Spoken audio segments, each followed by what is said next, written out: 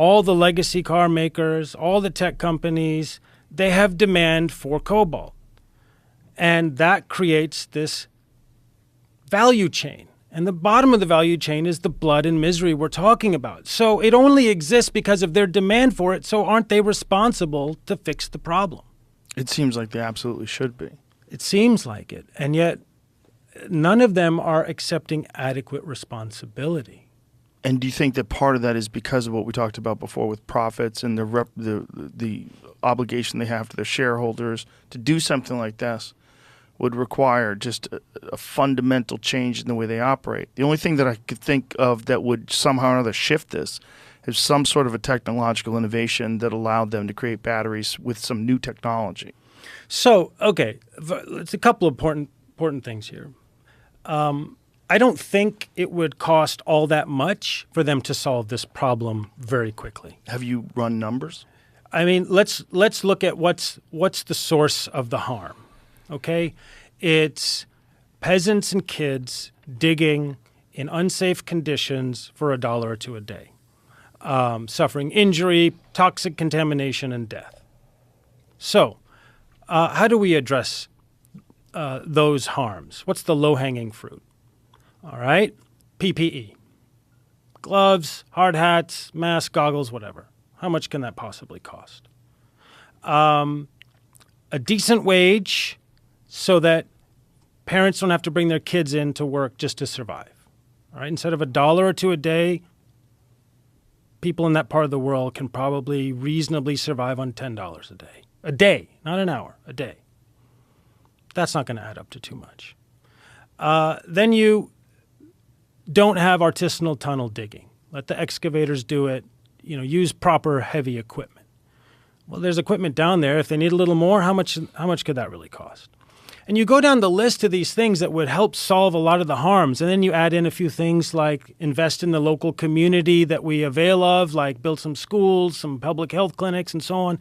It's not going to add up to that much. I mean, it would probably add up to what a company like Apple makes in a day.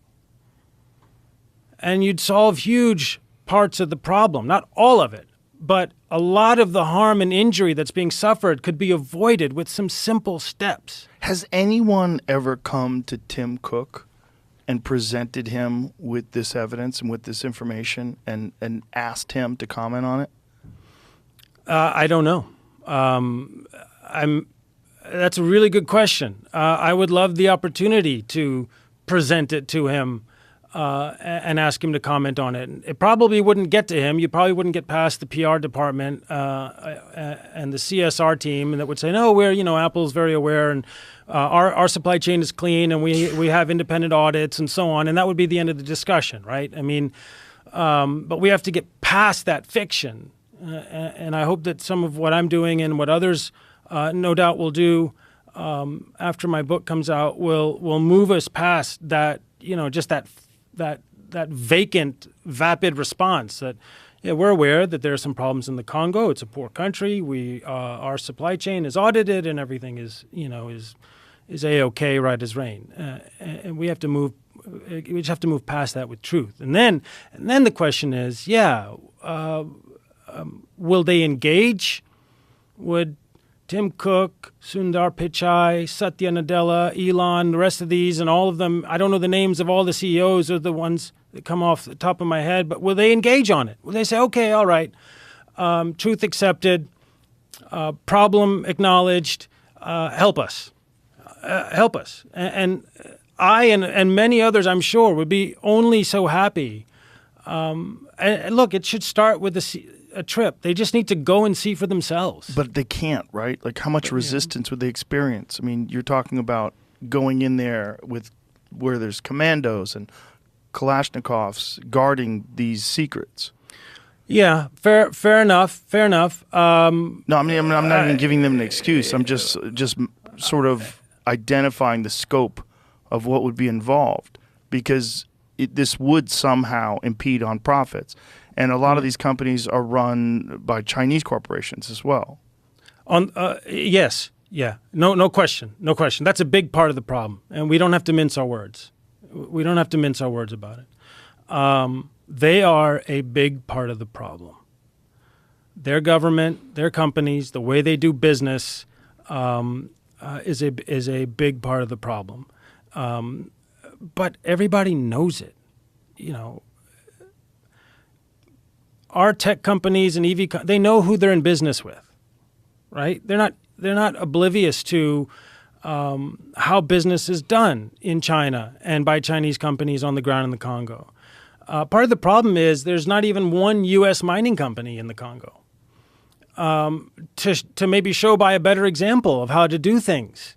That's part of the problem.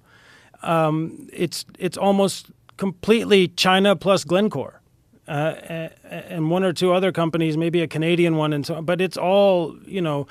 Last time I was there are 19 major industrial copper cobalt complexes. 15 are run by Chinese companies. Chinese companies means Chinese government. Glencore has a few more, and then that's it. And then you're dealing with the same issues because these companies, these corporations, are largely controlled by the government of China, which is also responsible for the forced labor camps and Absolutely. for the treatment of the Uyghurs and.